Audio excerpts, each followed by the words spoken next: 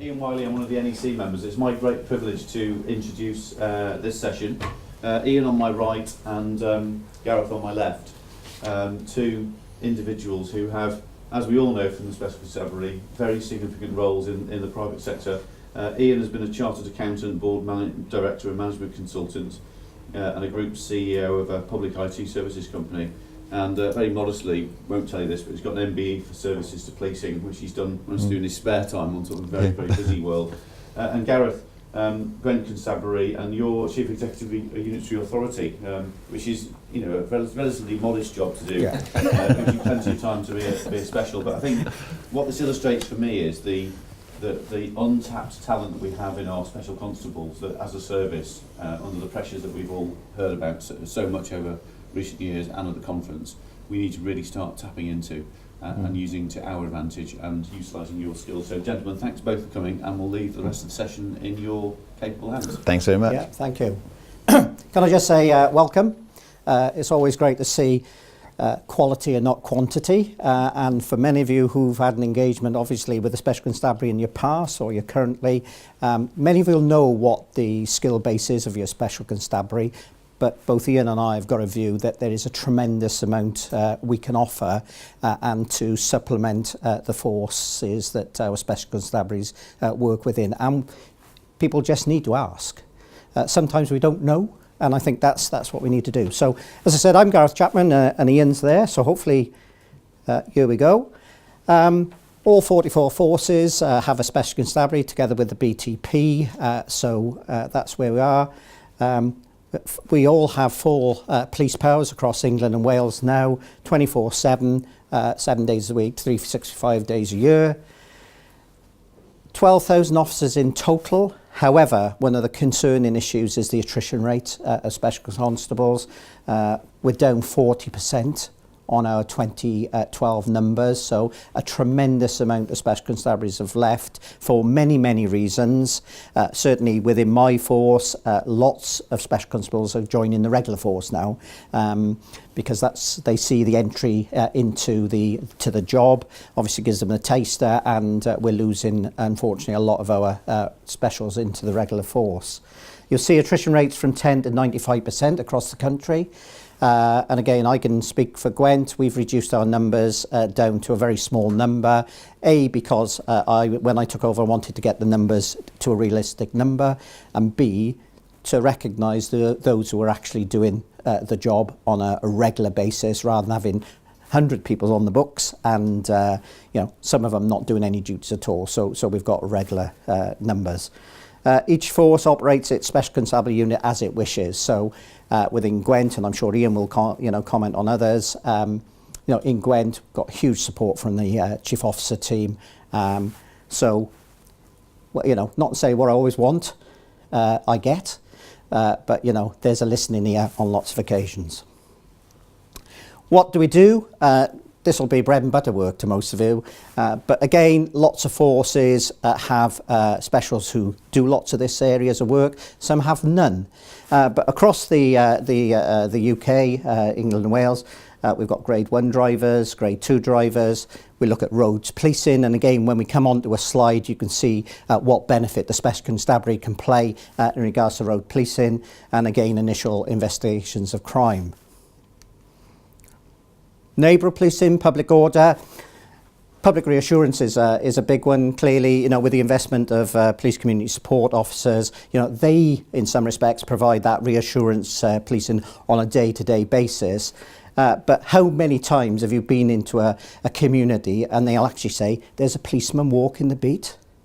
Isn't it great? That reassurance in the community. I was out once walking around a local estate, and someone said, "A royalty coming." I said, "Well, what do you mean a royalty coming?" They said, "Well, we don't regularly see a police officer, but it was great when they actually see one out there doing the business." And again, looking at ceremonial events, public order issues, antisocial behaviour. Specialist roles, and again, many of those will be, you could recognise them, some you won't, certainly marine units and things like that. But there are opportunities for our Special Constabulary officers to participate fully in lots of these areas. And again, when you look at the skill background of our Special Constabulary, we've all got jobs in the daytime. And again, lots of this is what people are doing on the day-to-day basis, where many of your regular officers need to be trained up, they need to be skilled up, etc., etc.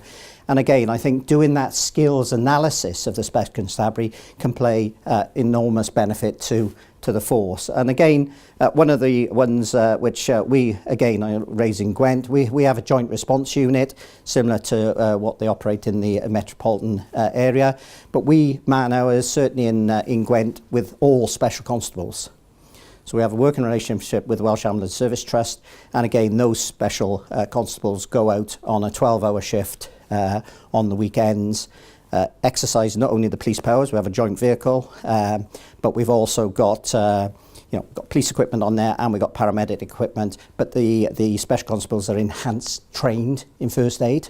So again, providing a tremendous amount of benefit. And primarily, apart from red calls, we look at police calls only. So if there's a police officer needs requirement for a medical assistance, we will normally turn out. And again, that saves a tremendous amount of time and money. Don't mind. Thanks. You're going to get a couple of a number of examples that are up there, and some of them probably comes as a surprise. Did you know that when the Queen went from Buckingham Palace to St Paul's Cathedral for the Jubilee, the security plan was done by a special inspector? He's duty coordinator, so he worked out where the snipers go, when do they drain lids all need to be screwed down and so on. Now he's an ex-regular with 32 years service, a regular, and then he joined the Special Constabulary. So he does two jobs. He's a hostage negotiator, and he got a commendation last year from Bedfordshire Police for helping out on a very complex negotiation job there, and he's a SECO. So that's an example. Another example, a recently retired one, we've got a chief inspector who ran support group, dogs, horses and firearms. He's just retired, and he has rejoined as a special chief inspector, and he has retained his firearms capability. He can't carry a gun, ironically, because the terms of the Home Office licence don't allow him to do that, but he's a firearms commander, and he is staying in that role and keeping his skills up to date. Now, all these roles are both one where constant retraining is required. So they've got to annually qualify every year and do their update training and so on, and are prepared to spend the time and have to do it. Now, top left, that's a city job that I know really well. Patrick Radden, Special Inspector in the City of London, ex-trader, worked for most of the big banks. Societe Generale spent most of his career, and then State Bank from Boston. The UBS fraud. 7 o'clock in the morning, the control room inspector gets a phone call from UBS to say, we think we have a fraud. Control room inspector says, what do you think the value is? The answer was 1 billion. We think it could be 1 billion. He told me that he kept writing down the numbers on his jotter, on his blotter, because he couldn't work out how many zeros go into a billion. He said to me, all he was thinking was, another 30 minutes and I'd have been finished. Why me? Why me? Anyway, very complex fraud, very complex, involving multiple trades. Patrick Radden got a phone call, and 30 minutes later he was in the office and going through this, and he said, and I must admit, the head of economic crime at the time told me that Patrick was bouncing around the room because he said, I know how he did it, I know how he did it, I know exactly how he did it, I know where we can look. Patrick wrote the interview plan, and I went down, and he was absolutely spot on the way the fraud had been perpetrated. And that's on the basis of getting some information from UBS. So he wrote the interview plan, we never got a confession, it went to trial. Getting convictions in complex fraud trials with a jury is notoriously difficult. Patrick spent months with the CPS explaining how to put this across to a jury. Oh, well, first had to get round it. Well, we'll do Section 18 search, and we'll go and get the £1 billion from under his bed. Turned out to be £1.4 billion. It wasn't like that. If you try explaining that to CPS, try explaining it even to our team, who know fraud, try explaining it then to the CPS, and getting the CPS to present it in such a way that we get a conviction. And we got a conviction. He's back in the news now because he's out of jail and he's fighting extradition to Gambia.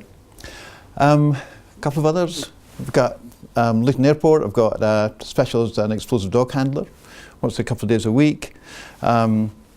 First drone unit, police drone unit in the country was set up by a special. I mentioned that. Professional standards. We've got in the city, we've got 3 trained PSD investigators who've been doing this now for coming up for 4 years, and they've not had a single one of their findings challenged by either a member of the public or by the cop, which apparently is a unique record. However, Sylvie is a doctor who specialises in pathology and then has also got a forensic science degree. She is famous in the city for investigating a case where a member of the public alleged that his wrist was broken in an arrest. Sylvie called in the medical report, looked at the x-rays and said, there's no way that happened the way he describes. So brought him in for an interview, went through the interview, and the guy confessed. Yes, his wrist was broken, but it's not broken in that incident. I'm sure she's got lots of cops on the other side who are not quite so pleased with her competence, but they regarded, this is controversial at first. We had a long discussion with the Federation about it, and the Federation eventually said, when I look at the people involved, and they've done the National PSD Investigators course, unqualified, then we're okay with it. And we've never had complaints about the investigations, as I say. So these are just some examples of specialisms that go on across the country. And if you look at the talent you've got within your own forces, it's amazing. Our cyber's up there. Tom Hay in Hampshire. Tom Hay runs his own cyber protection company. Internationally, he spends most of his time out in the Gulf and out in the United States. He's set up a team of cyber specials and volunteers to tackle criminal cyber attacks. And that's been used as a model now to look to expanding it around the country. And there's funding from the Police Transformation Fund to set that up as a national effort. In the same way as the city, we're looking to get more transformation funding to develop a standard training course for people from the Special Constabulary to be taught how to do initial investigation of crime, especially around vulnerable victims or susceptible victims. Huge number of victims in economic crime are done again and again and again. Our victim care is actually really weak. I've spoken to the British Banking Association, who say they will encourage their members of staff to join the Special Constabulary or become volunteers, do the training, because that enhances their skills as well, in how to do the initial investigation and collect the intelligence in a form that we can then use sensibly to see how it's linked with other offences. So these are just a few of the roles. I'll touch on 2 US examples, because I love these. Alex Eastman I know personally. Alex Eastman is Parkland Hospital is where President Kennedy was taken when he was shot. So it's most famous trauma hospital I guess in Texas. Alex is the head of trauma, and he's also a SWAT officer in the Dallas Police Reserve. When I say he's a SWAT officer, he doesn't just carry a gun for his own protection. I've seen him all tooled up. He goes out on raids as a SWAT officer. And it just so happens that he's got all his medical kit with him in the back of the van. And the example that he's giving there is that when he started doing this, he went out on a raid, the sergeant got shot through the neck. Alex had all his trauma kit in the back, operated on him on the street, and saved his life. I always think there's something ironic about you've got a doctor who shoots him and then patches him up, but that's his job. So they don't look at this. The other thing is, so he's a doctor, he's a surgeon. To get to be qualified, to get to be a police officer, a warranted police officer in Texas, you need to do exactly the same training as everybody else, as a regular. There is no exception. You either do all the training and you pass, or you cannot be a licensed police officer in Texas. Once you've got a license, you can operate in any police service in Texas, not anywhere else, but in Texas. So he's had to put in all the hours to get that qualification and maintain it. So when you ask, can you train specials or reserves, they don't get paid, right? They don't get paid either. So Alex is doing this for nothing. That's from Orange County in California. I thought it'd be interesting to look at the vacancies for reserve officers. I haven't been to this Orange County. We've done an exchange with it between the City of London and Orange County in Orlando, and I looked at their recruitment page. We didn't have this because they've got pilots too. They're advertising for pilots. And what they get is they're getting ex-forces, helicopters pilot and fixed-wing pilots who are prepared to give up their time and come and act as a pilot. They've all got to be qualified police officers in case they've actually got to land and deal with something. So they've got to go through exactly the same training as everybody else, but they're reservists. Looking for investigators. In high-tech services, they're looking for everything from people to help them with their own high-tech to doing investigations, and they've got the Marine unit. There's a couple of others up there as well, like the community programs, the corridor, harbour patrol, and search and rescue, and so on. So I think our US colleagues are probably even further ahead than us in thinking that there are some jobs, it's hard to get, so they've got police officers flying the helicopters, and they get a small number of police officers prepared to do all the training and learn how to fly helicopters, and they've got fixed-wing aircraft as well. Or you just take someone that's already got these skills and you bring them in as a reserve. You cannot staff any of these units entirely with reserves, quite clearly, because you need them there at times when reserves aren't available. But in terms of being able to program them in and giving resilience and actually giving some pilots, weekends off and so on, then it's obviously very, very, very, very popular with the regular troops as well. Okay, the national picture on specialist roles, that's a very busy slide. I don't expect any of you to read it. But it just shows and it's interesting really, that the City of London, which Ian is obviously part of and used to command, is the top. And I didn't realise, I was looking at when I seen this slide on last week, I thought, well, where's Gwent? Because I was actually going to look down here somewhere, but we're second. And I know why that is, but it just shows how specials are being used in our forces, utilising specialist roles, and we'll go into that in a little bit I think more. the key thing there is to look at the gradient. So you got 10 forces with more than 20% of the specials involved in specialist roles, and that could be anything from public order level 2 to roads policing or whatever. At the other end of the spectrum, you've got 10 forces with less than 5%. I didn't quite have time to look at the correlation between attrition rates and the willingness to train specialists to do different things, but I suspect the two are fairly closely linked. Thanks, Ian. Okay, this is the national picture and it gives you the numbers, and again, as you see, top of the list there is road policing roles, but again, as we go through, which is some of the specialist roles that was outlined earlier, we got public order, public protection, training, etc., down to the Joint Response Unit, which obviously we operating in Gwent. Small numbers, only 10 officers participate.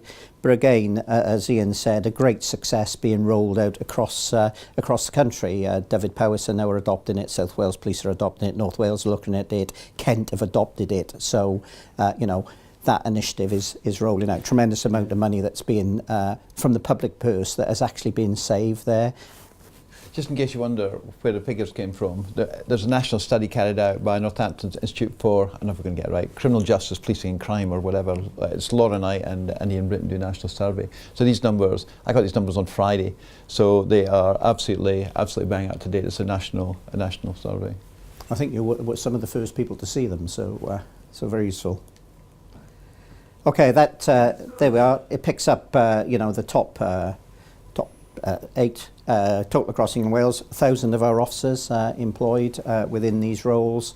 Looking at road policing, 37 out of 44 forces are utilising the Special Constabulary to perform those activities. Public order, 17 out of 44. However, there is obviously a need to look at the gender balance with regards to males and females and to take in the roles. But again, that's something that we can move on to. Over to you, Ian. Yeah. It's interesting the different attitudes of forces, though, in these numbers. The idea. Well, I think I was one of only 2 specials in Scotland that were in roads policing, were properly trained RPU patrol officers and properly qualified. The only thing I didn't do, I never did a vehicle examination course because I couldn't take the more time off to do that. But it's really controversial in some forces. I mean, some forces say specialists in traffic, we don't even allow them to drive. And you just wonder about some of the attitudes around roles that people are prepared to commit the time to get trained to do, and then they stay longer. I mean, I don't think I would have stayed in Tydfil Police for as long as I did if I hadn't been doing something I really, really enjoyed. I loved it. Loved traffic work. I know that makes you kind of sad, but I love it. And that's the reason I stayed. And you find that people that go into niches that they really, really enjoy stay far, far longer. Doesn't matter what it is. We had a guy in Dundee who was on the shoplifting team. He was the world expert in Dundee shoplifters, which is a big community, trust me. But he loved it. That's what he enjoyed doing. Like being quite honest, catching shoplifters on it doesn't turn me on. I'm sure that catching speeders didn't turn him on either. But it's a question of putting people into roles that they want. And you see the return effect. With the Met, I can mention the Met made a huge mistake think Bernard's mistake actually, because Bernard was very dogmatic, and what they said was, after a period of growth for the Olympics and getting special all kinds of interesting things, he said every special will work in every policing team and will only do foot patrol. Right? The numbers collapsed, which just shows how delicate the special constabulary is. It looks really robust, they turn up and they're there and they can be relied on. For this, you get demonstration, you get London Bridge, you get the Westminster Bridge incident, and they turn up. We write thank you letters to the employers because they've just let an employee off for 5 days in a row to work a 12 or 14-hour shift, and we write thank you letters to the employers. So it looks really robust. If you turn them off, they disappear like snow off a dike in August, honestly. So I think it's really, really important that we look at the attrition levels and understand why some forces have got 10% and some have got 95%. And I do think it's around putting them into interesting roles that they actually enjoy doing. But then we looked to the other side. It's not just about what the specials want to do. We also looked at where the need is. And this is a project that's just coming to a conclusion now. Anyone that's done, this is what I did for a living for 14 years in PA, was corporate strategy for mainly large corporates like BP and DNI, say Oil Company of Italy. So what we did is looked at crime performance stats, and we looked at unsatisfied demand for police action, and unfortunately that's a rising box. That box is getting bigger.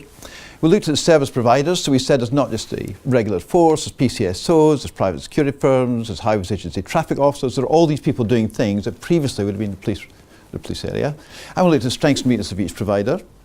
We looked at special constabulary numbers and capability, and we looked at opportunities and threats to special constabulary. And from there, we looked at where the opportunities are actually biggest. So focusing on the actual need. What's the need, and where does special constabulary's strengths and weaknesses, such as mainly not being available during the day, unless it's an emergency, prepared to commit to training, but there's a limit as to how much training they're prepared to do. And then we said, so which are the areas of focus? What was interesting was, so we did the last national strategy, it was 2007, so we don't do it every year, obviously. But these things, so crime, road traffic, public order, mental health, counter-terrorism, they were all very, very clearly priorities in 2007. These were not even on the map. We didn't even look at them. I mean, they all existed clearly, but we didn't see them as being something that was relevant to the special constabulary. Richard Debicki in North Wales, who's the NPCC lead on special constabulary. When I went through this first, I didn't have on organised crime and human trafficking because I didn't see where the special constabulary could actually fit and contribute to these. And Richard asked me to think again, good move, and said, these are real priorities for us, and it would be interesting to know if you can see an angle for the special constabulary. So there's the areas where we thought the specialists can add real value. So I'm not going to share the stats because you know them as well as I do. Right? Knife crime, violent crime is going up. It's gone through the roof. Right? You read about it in the Daily Mail every day, in the heavy papers too.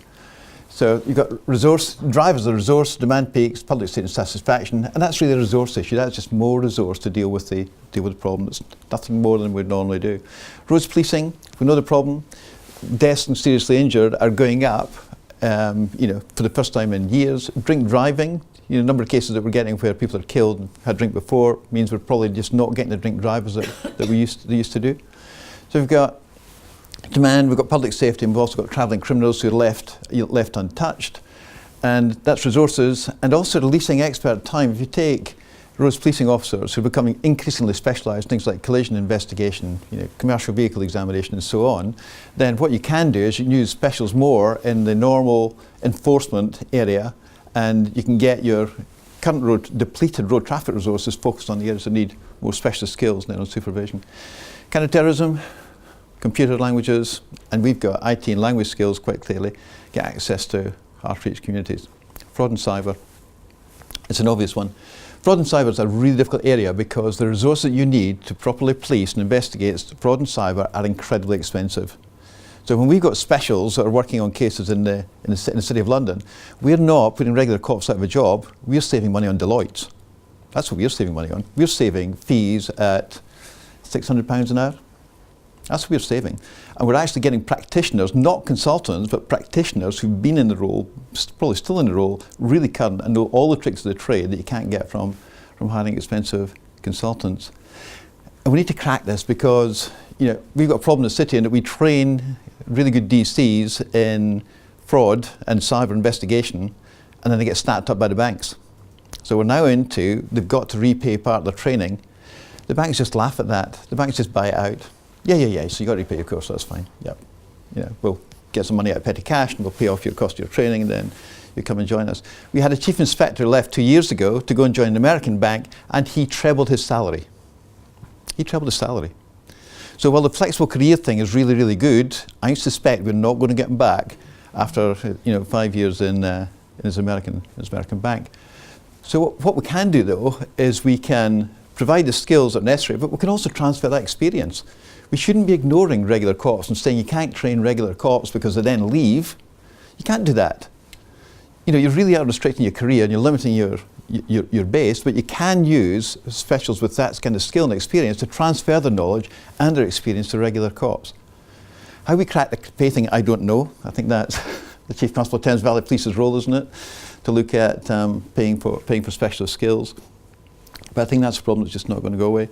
Child sexual exploitation. So it's not only IT and language skills, but it's also access to the hard to reach communities. We can recruit specialist communities where they're really reluctant to join the regulars. And one of my Asian colleagues in the city told me that joining the police for him was a big step, and for his family it was a big step. It seemed to be really, really controversial. But joining as a special was somehow different. Somehow that seemed different. It was kind of adding something to the community. It wasn't getting paid to do it. It wasn't an irrevocable commitment as a career. And what he found was, when he did it, he also said his experience on joining and working was far, far better than he expected. He expected some prejudice. He didn't find it. He found, colleagues that were very, very happy to work with him. Really, really good guy. Very, very hard working. So we can use the Special Constabulary as a way of getting into some of these really hard to get communities. There's the other focus area. Public order. We know the problem with public order level 2, don't we? We're short of resources. A lot of cops are just not now prepared to commit the time and the effort and the beating to go down, well in our case down to Gravesend for 2 days. We do it every 6 months, usually it's a year, and keep the level 2 skills up to date. You saw from the chart that's the second most popular area now for forces to use specials and specialist roles is to put them into support groups. Mental health. We could be doing more about recruiting from the National Health Service, recruiting specialists in mental health. We're not targeting them. We're just not targeting them. Organised crime. This was a Richard Debicki challenge. Work out where the specialist can actually add value to organised crime. Well, we can't take part in long, complex investigations normally. Economic crime they can, because they take a long time. But what we can do is we can recognise a big gap. The number of ANPR hits, and I can't remember the stats, I had them, but the number of ANPR hits across the country from our ANPR chain is phenomenal. What do you think the proportion of stops are? It's tiny, absolutely tiny, because we don't have the resources. So it's at the end of the day when somebody in intelligence is looking through the number of hits and saying, oh no, this and this, wanted for serious offences, and they're not even getting picked up, because we don't have the resources to stop them. You could easily put together for cross-border crime, we know, in the main we know the vehicles, don't we? We've got really good intelligence, so we know a lot of the vehicles that they're using. If we start disrupting them by putting together ANPR teams to do nothing else but concentrate on these cross-border crimes, stopping these suspect vehicles, we could actually make life pretty uncomfortable for some of these people and maybe even make some kind of an impact on it. And human trafficking, same as some of the others, it's IT skills, it's legal skills, it's counter-money laundering skills, and it's getting extra resources, just providing extra resources as well. Conclusion? Do you want to do conclusions? Yeah. Okay. Obviously, the slides will have set the scene in regards to what's on offer, and I think they certainly provide a lot of the very specialist skills. But I think, and hopefully in the discussion, there are some other basic skills which you don't, or the forces do not use, transferable skills, and I think we can get into that. But again, we state the blindingly obvious here, don't we? Demand for police services increasing, it's changing shape. If you look at the survey in 2007 and look at it now, the world has changed. The world's changed completely. And again, those new demands require different skill bases, different expertise, and more resources. And again, that's where the Special Constabulary, as Ian said, can add tremendous amount of value. We've got people who do this for their full-time regular job, so that could be paying benefits. Training regular officers is essential, but keeping pace and retaining officers is a major task, which again is the issue Ian has raised. You know, within any of the public service, you know, salaries are reasonably low. You go into the private sector and, you know, money's no problem in reality. If you've got a really bespoke set of skill sets, you know, money is no object. We can provide, many of our officers can provide, not saying everyone, because this isn't for everyone, is it? But there are many, many of our special constabulary officers who could provide those skills and actually only waiting to be asked. You know, we offer it up sometimes and, you know, it just floats away into the ether. And I think, you know, both the regular officers, you know, the regular officers' attitude towards special constabulary nowadays has changed significantly over the years. You know, they are valued, they're valued certainly on regular shifts, but they can be valued even more. And I think there, as Ian has said, there's a knowledge transfer here as well in regards to what special constabulary officers can deliver. Some forces recognise and many, many do not. And I think that's again an attitude we need to work with senior leaders like yourselves, our chief officer team, to actually say, let's have a look at our, let's do a skills-based analysis of what our special constabulary is. Can they supplement? Can they support? Can we utilise them differently? So I think that sets the scene. Obviously, we're happy to take any questions. Can you just have one point, Gareth? Oh, go on, Ian, sorry. I forgot to mention is thinking about some of the internal projects as well. Just talk about a couple I've done in the city. One was to look at a proposal to outsource our driving school to the Met, and I got asked to look at it by the assistant commissioner. No, don't worry. Anyway, so I went through it, and I got to say the level of understanding was of the economics was probably about that of a 14-year-old.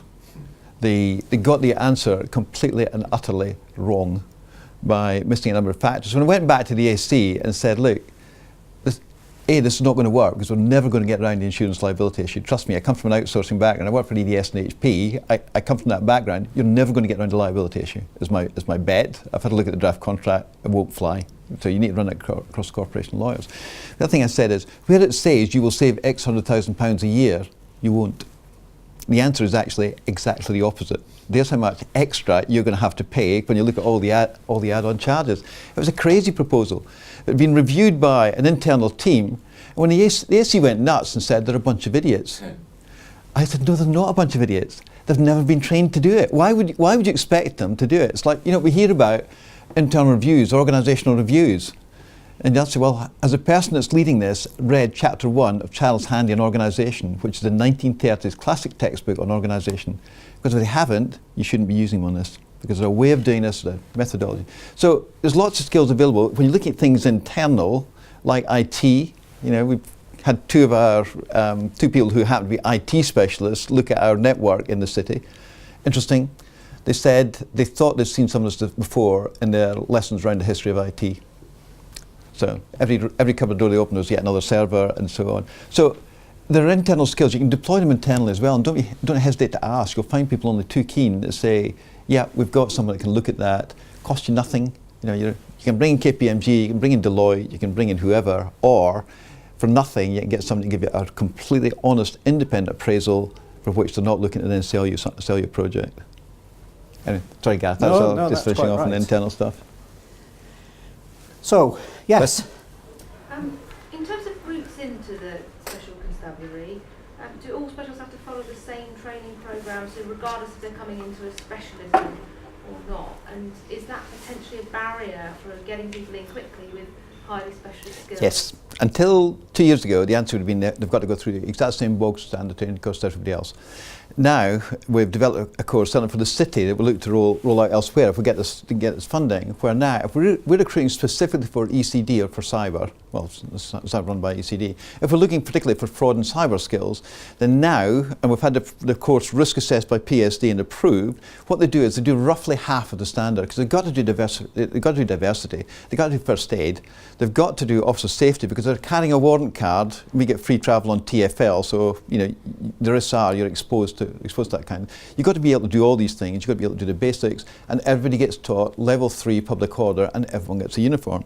They will not be deployed in the streets. So they do half. When it comes to things like road traffic, public order, etc., drugs, they don't do that. Instead, the second half of the 6-month course is on training specific for their role and not general. So they end up doing, it's half and half. And it seems to work, they seem to enjoy it. So is that for forces to sort of bespoke that training, or is it a national thing? Because I think that's a really great idea. So I mean, we bring people into investigations, don't we, to be police staff investigators and DCs looking at how we fast track people into that.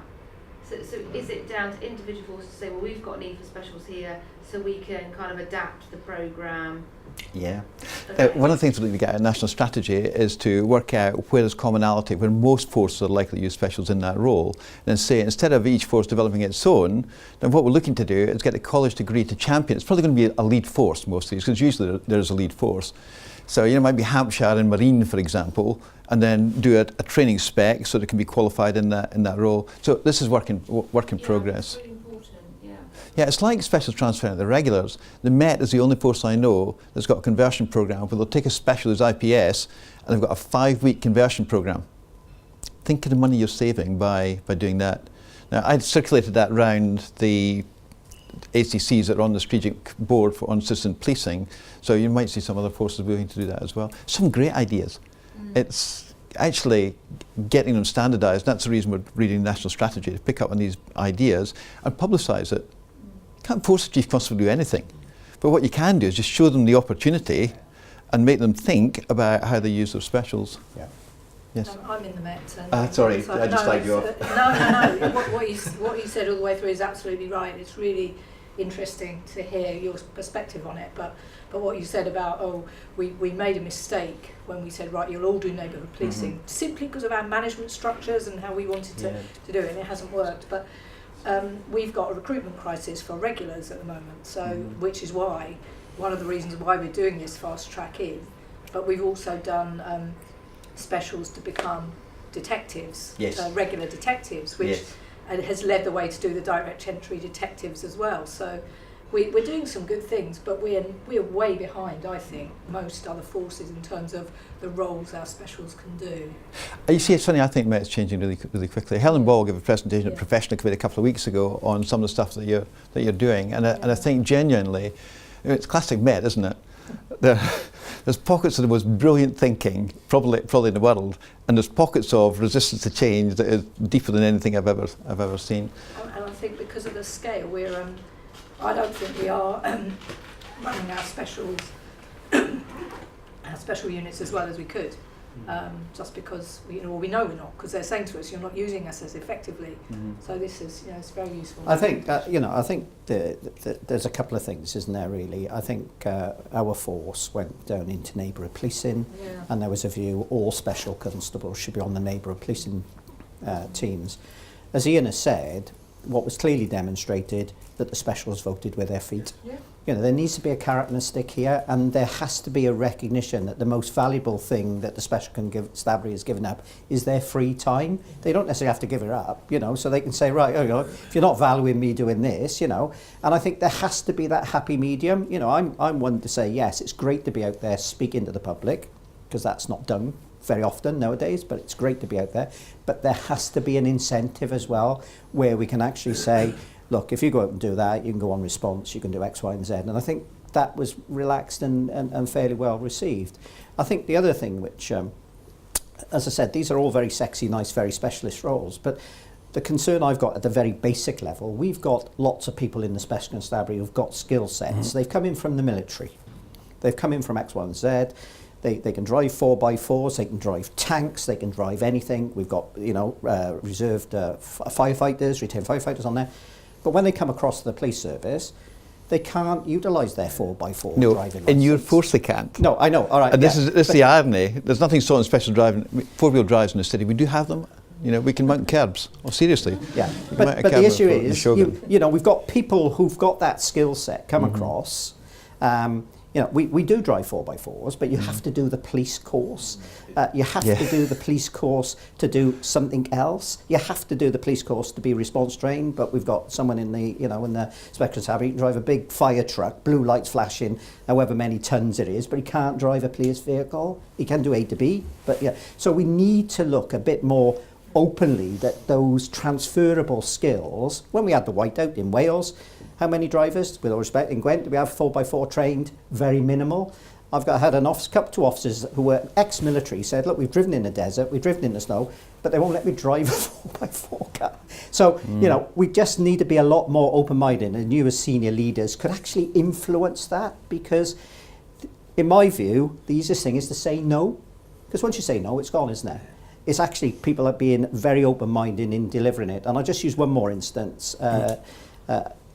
Mark Bedden, who's our chief superintendent there, the force, would, apart from A to B driving, would do response. Trying to get a special on a 3-week response course isn't difficult, but it's the 3 weeks. They've got to take 3 weeks of their leave. So we've seen that numerous forces around the UK were doing compliance stop, which was a sort of a one-day, half-day course.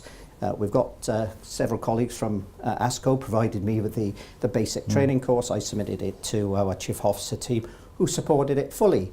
That rattled down the train to the sergeant in charge of driving school. He said, no, you can't do it. There's no requirement. You can't do it. There's nothing that says specials can do compliance stop. So that got really under my skin, and I thought, well, let's just have a little look and do a bit of research there. There was chief officer guidance, police chief constable's guidance to say it's up to the chief constable if you want to do that. Our chief constable said, yes, do it. And then we rolled it out. But the benefit and business case I used is, look, the regular force weren't doing the mobile phone stops. They weren't doing the seatbelt stops. They weren't doing all those traffic issues because there are other more important things to do. And I said, if you actually do the team of specials to look at that, our numbers are fixed penalty. I'm not saying we're going out, you know, on a target listing, but they would increase substantially. And I think that hits the nail on the head where Ian said about ANPR, you know, disrupting that that environment. We can utilise specials to do that. And wow, you know, when they feel that they're a big part of doing something really important, not saying neighbourhood police is not important, but actually doing something which they can focus on and actually deliver some, you know, outcomes and a huge impact, it pays immense amount of benefit. But, you know, they will take time off for the training. We run standard courses in the city, and it's 3 weeks because we're not prepared to compromise on the standard. We can't. So you compromise on the standard, you make it easier, you're not following the college guidance, someone has a collision, you can just see the liability. People will do it. You know, the PSD investigators took the time off to do the PSD course. Our special superintendents have done the major incidents silver level command course. They'll take time off, they will. You know. Sorry, yeah. and just a couple of questions. I think you alluded to one of them, which was, you know, what's the future direction of the specials? You mentioned about the forces taking lead for traumatic areas, which I think is good. But is there something around, when you think of the regular force, we've started to look at networked opportunities where one force leads and you know, we form units across boundaries. Yeah. And as you were talking, I was thinking, is there a case for having the special constabulary to increase your capacity by coming together across a number of forces to make sure you're always available for that skill set in a particular area? Is that some thinking? And then I think, whilst it's really good to, and your point, Gareth, about people giving up their time, you can't lose it, we mustn't forget that there's also a real need for that contact at neighbourhood level, walking around. And some people want to do that, so we need to make sure we Some do both. people want to do it. And the third one was, Yes. what's your thoughts on blue light collaboration? So specials doing some work with ambulance service. I know we're trying something in our force area where they can be first responders as well as specials at the same time, and maybe there's opportunities to fire and suddenly you get a more or bigger, more resilient. They'll do it. They'll do enhanced. They'll do enhanced training. Speaking of collaboration, though, so I lived in Dallas for 5 years, and I lived in a place called Highland Park, it's about 1.5 miles north. It's kind of like the city of London, but it's residential commercial, about 2 square miles. It does not have a police department. It's got a Department of Public Safety, and the cops are cross-trained as paramedics, police officers, and firemen. They work 2 days a week. For 2 24-hour days. So start work at 7 o'clock on a Monday morning, and they'll do the first 8 hours on the street as a cop, then they go back to the bunkhouse and they stay there because they don't get that many paramedic calls and, you know, and fire calls. Well, like a lot of our firemen, they spend most time there. It does look a bit odd when you see a paramedic turning up and he's carrying a gun, but it also means that if anything happens, you've got 2 shifts back in the bunkhouse that can turn out very, very quickly. So start work, they'll do the first 7 hours, first 8 hours as a cop, next 16 hours is in reserve. Then they do the next 8 hours as a cop, next 16 hours reserve, and they're done for the week. And they get paid 6% more than the cops across the border in Dallas. 6% more.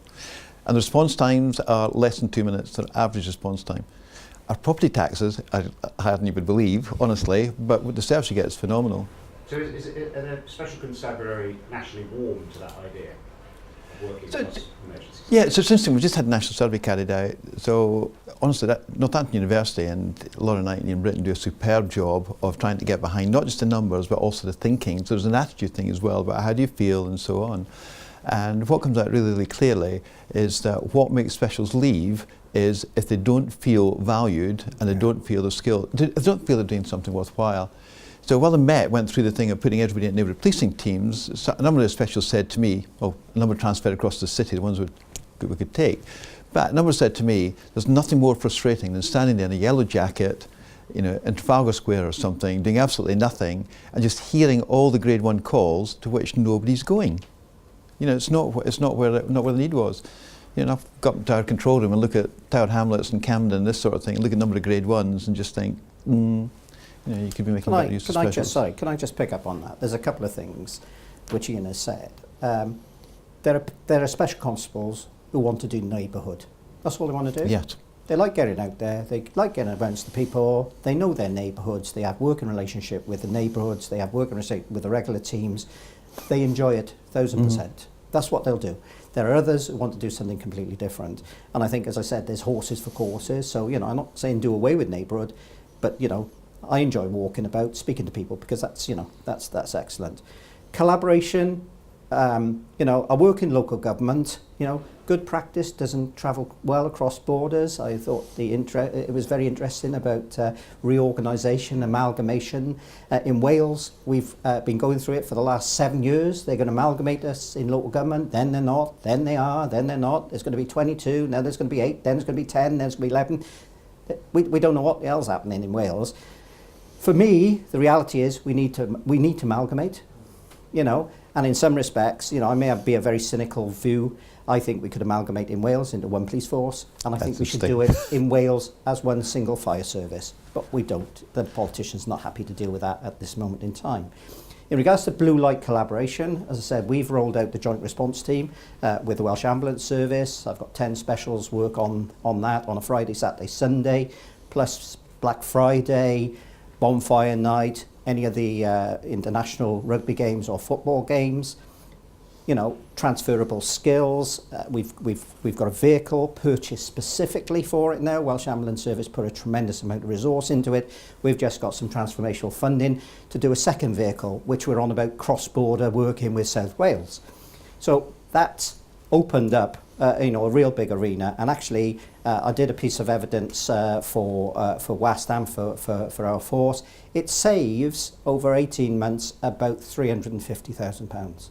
That's both in ambulance time and police officer time, because once we get to the scene, we can release those police officers normally, because if they're mental health or they're a small injury, rather than the police officers stay there, we just release them and then we'll deal with the incident. We tried to do the collaboration with the Fire Rescue Service. The problem with Fire and Rescue was the union. FBU said, no, we're not having you touch us, because, if you come in, you'll be doing our jobs, you'll be eating our breakfast, lunch and tea. So sleeping in our beds. Don't want any of that, you're not allowed to sleep. So a big issue there for us in regards to fire and rescue. But I think there are doors that need to open, because in the time of austerity, the public sector is shrinking, whether it be the police service, local authorities, health, whatever. And I think the more we collaborate, the more we do together, we do it, I don't know whether we do it in the police force, we do it 44 times individually on occasions. In local government in Wales, we do it 22 times, the same thing. And we all want a little bit, we need to have that open-mindedness, because if you can actually collaborate, you can release some resources to do other things. And I think that's what we need to be open-minded about and not see it as a threat. Folks, I'm conscious of the time, so I'm going to bring you to the conclusion there. But obviously, you know who Ian and Gareth are now, so you can continue that conversation. Yeah, if you've got questions, it's just ian.miller@cityoflondon.pnn.police.uk. Just use your City of London Police address. You'll have the rest of the day. Yeah, I'll be around for here today and tomorrow. But I think, obviously, this was to provoke our thoughts around untapped talent of the Special Constabulary, and I think in terms of the presentation that you've given, but some of your own examples, I think really that has been thought-provoking, and that's engendered some of the questions. So that's what we're hoping to achieve. Just to make people think. Just to make people think about where my best utilised. To go back to our forces with our various roles. So everybody, can we show our thanks to Gareth and Ian, please? Thanks very much.